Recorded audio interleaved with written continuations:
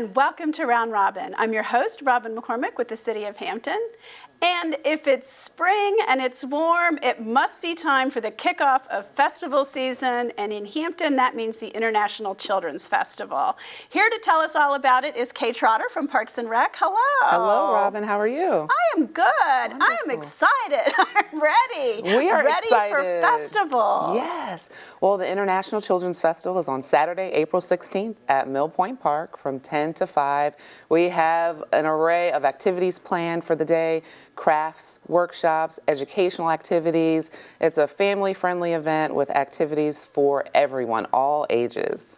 You know, this is a fun one, and it's just sort of organically grown over the years. I mean, I think it started out really small with just a few countries, and it was kind of tied to the SOLs and helping kids learn about other cultures and traditions that were mentioned, you know, on their tests. And now it's like a festival of food and dance, and I mean, the pictures are just amazing. It's amazing. This is our 16th year, so this is the 16th annual, and you're absolutely right. It started really small. This year we've grown to 40 countries, so we have really expanded over the course of the 16 years, and it's something that the citizens look forward to every spring. And when you say citizens, you don't just mean children anymore, even though it retains that title. Well, you know, we're all children at heart.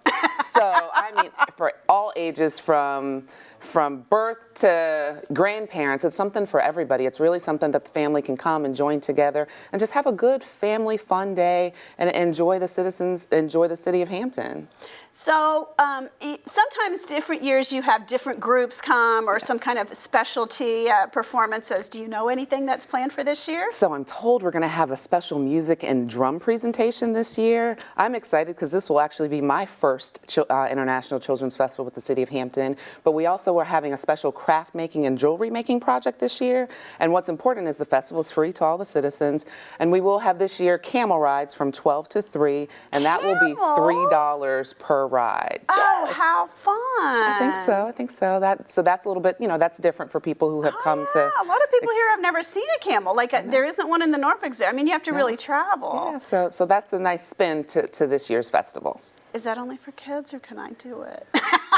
We'll see. So if you promise to come, we'll make that happen for you. But I think it's for anyone who wants to actually have that experience. I will forego that, but I think anybody who wants to come can do that. I think it would be so fun. So don't forget your $3. Okay. Yes. Well, also, one of the things that's different, I mean, festivals in Hampton Roads a lot of times have the same food. You know, the trucks that go from place to place. This is really authentic. Absolutely. For whatever your palate desires that day, you can experience a little bit of everything. As I mentioned, we have 40 countries, so we will have at minimum 40 different food options for people to try. So you can really kind of culture your palate and taste something different and have a new experience. So it's really a day of education and fun. That sounds great. Yeah. Kay, is there anything I'm forgetting to ask you about that you want to mention? No, I think that the one thing is this is something that, you know, Parks and Recreation loves to put on every year. We really want to engage the citizens, and so this is a way that we can do that. We welcome ideas. We want to expand. So if there are other countries that want to get involved, we will be on site. We'll have our iPads, and we'll be able to, you know, have surveys and answer questions and take suggestions and recommendations so that we can build on this next year. One of the things that is a little different about this is that really a lot of the people who are involved in representing the countries are from Norfolk and Virginia Beach. Absolutely. And whenever we have a big festival, you get some folks over from Southside, but this is a huge contingent, and they become kind of vested in the festival and in Hampton and a little more involved, and it's really fun. You know, with the military community we have here, so many people have lived in different countries. There are people who've come here from different countries tied to our military. That's right. And, you know, it's a little bit of a homecoming for some of these folks to be around people and to celebrate a culture maybe that they haven't been back to in a while. Absolutely, because Hampton Roads is so transient. I know I grew up military, so we got to live abroad and kind of have that travel experience. So this is not, you know, it's a Hampton event, but it really is important to the region. And so it's been my experience that people talk about the International Children's Festival because of the diversity and how it pulls the community together.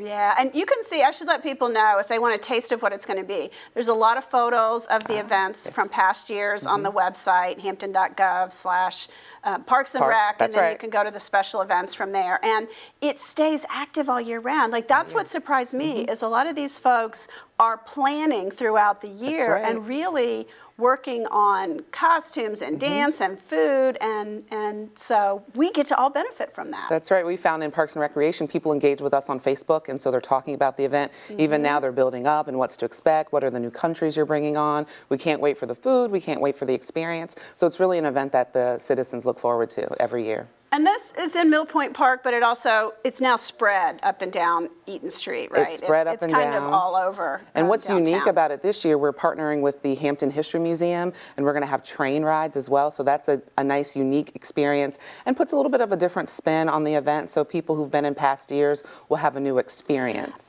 And that's a nice tie, too, because I think they've struggled with how to portray Hampton's history, because in a lot of ways our founding isn't a pretty picture. Right, I mean, you know, there were Native Americans here. We kind of got rid of all of them in a not pretty way.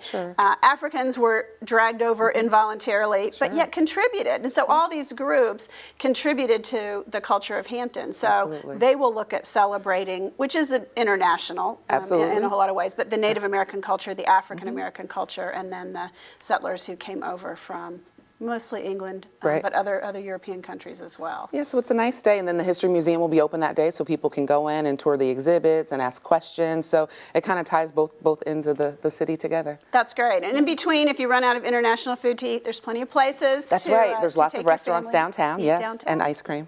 Okay, tell us the date again, Kay, because my memory is bad. Saturday, April 16th. From 10 a.m. to 5 p.m. at Mill Point Park right here in Hampton. And it's free unless you want to buy some extra food, ride the camel ride for $3. I definitely am bringing $3 for that. Bring $3 for that, and then you can even walk over to Carousel Park and have a little ride on the carousel. Yeah, and that's just $1. So, that's right. I mean, a fun day for families or for people who don't have kids in the household anymore. You don't have to beg, borrow, or steal a child. You can come by yourselves. That's right. Enjoy. Something for all. Thank you, Kay. Thank you, Robin.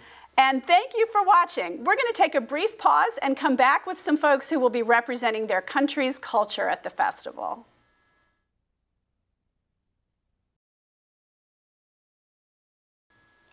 Welcome back. We're here with a couple of folks representing their countries of heritage and origin. My guests are Kathryn, Peterson, Lambert, and you're representing Scotland, as anyone can probably tell from the outfit, and Harriet Lindenberg, representing Norway. And actually, both of you were born in this country, which I think is interesting, but you're first generation. You were actually conceived in Norway, and your parents immigrated before you were born. Yes. You feel a really strong tie to Norway. I really do. I love everything Norwegian, and I'm proud of it, my heritage. And I find this really fascinating. Your family's been here for 25 generations. We're original settlers, basically, helped found this country, but you maintain a very, very strong tie back to their native Scotland. Yes, we do. My grandfather, Bruce, carried the Scottish name for many, many generations.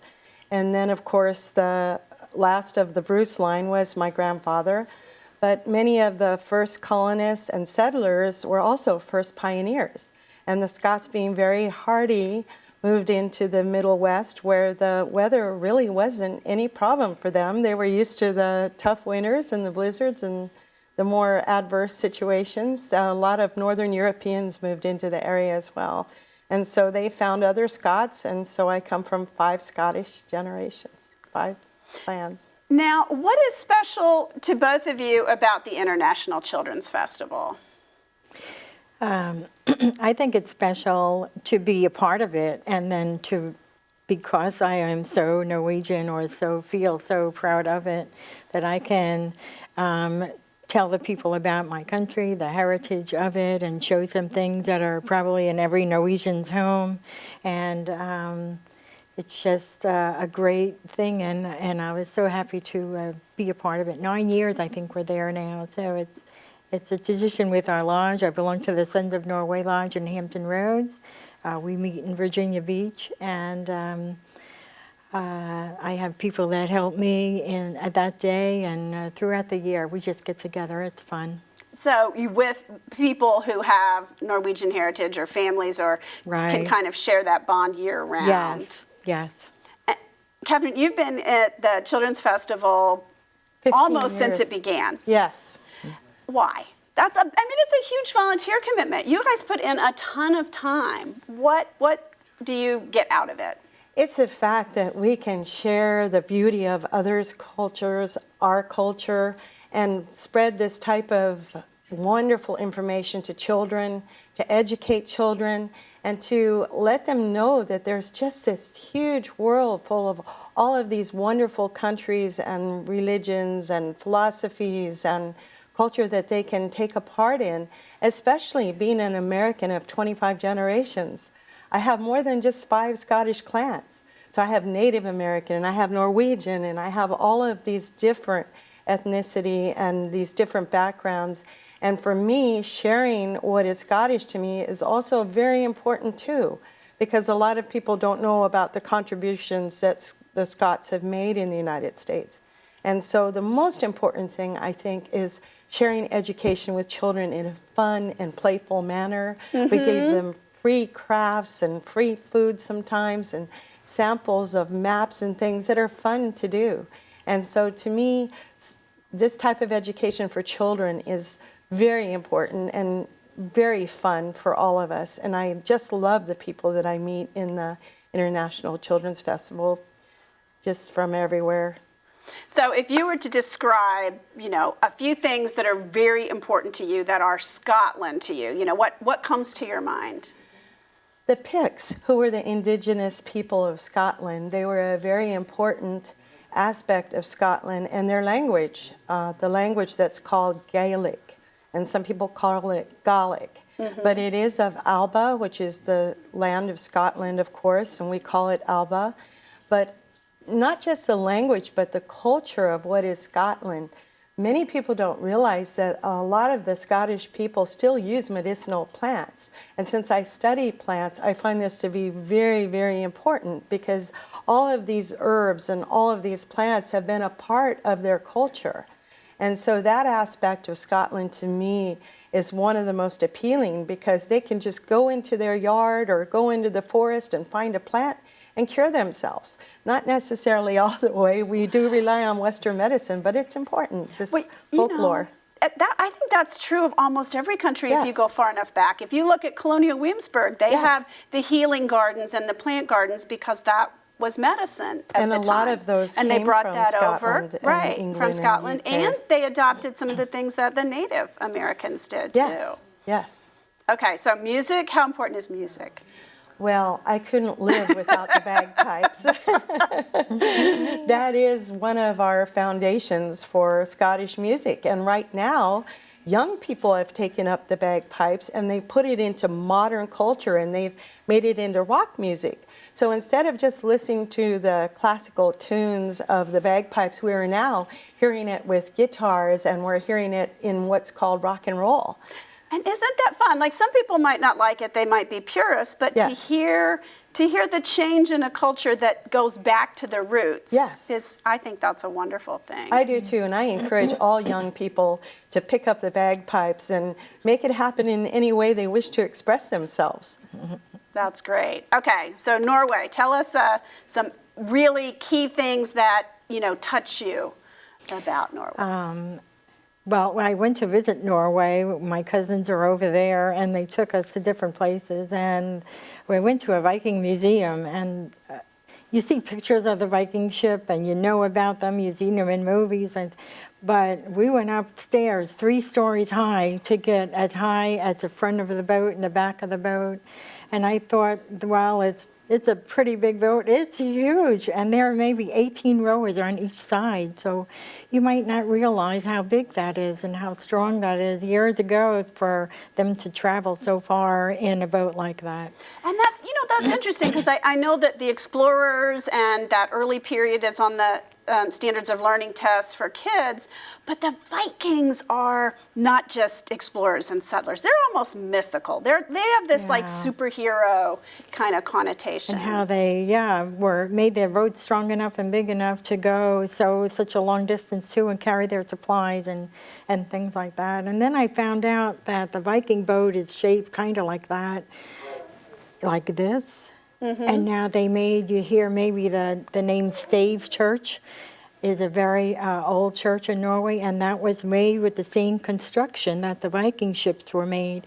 And so they're still standing in Norway upright over in the sun and the weather still. And it's just amazing, all made out of wood. And to conserve that too, it's amazing to me what I saw face to face. So, I mean, one of the things, and I don't want to put words in your mouth, but the connections between Hampton Roads and Norway, I mean, there's a lot of water. The water is important, seafood, the water culture. Oh, yeah. I mean, does that make you feel at all like home, or is it? Oh, yeah, and the salmon. Yeah, well, that's not native to here, but we can import that food. So you miss salmon.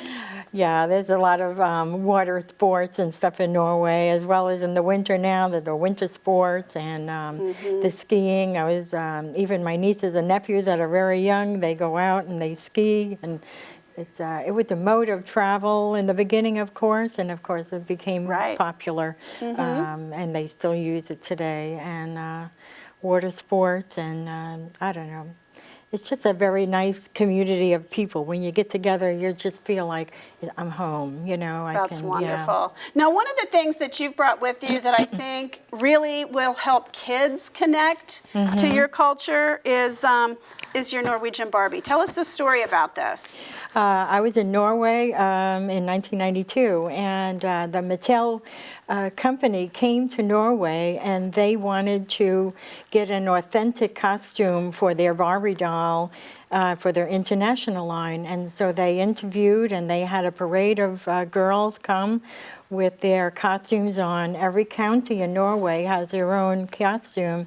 So Mattel picked this one. It's very real, and it's authentic to what a girl in that county would wear, and the jewelry as well. And so I'm very proud to own a Norwegian Barbie. Yeah. And your own costume, that is from your county. My county, my mom's county. So this is Haugesund in Norway. It's on the west coast, and I have some jewelry on it. It's worn with the apron. And this is a design that is from that area as well. And I feel very like princessy when I have it on. Oh, how fun. Okay. Well, thank you both for coming. I look forward, people who want to hear more stories and learn more about your countries and other countries, come to the International Children's Festival, where you can experience all of this culture and much, much more. Thanks for watching.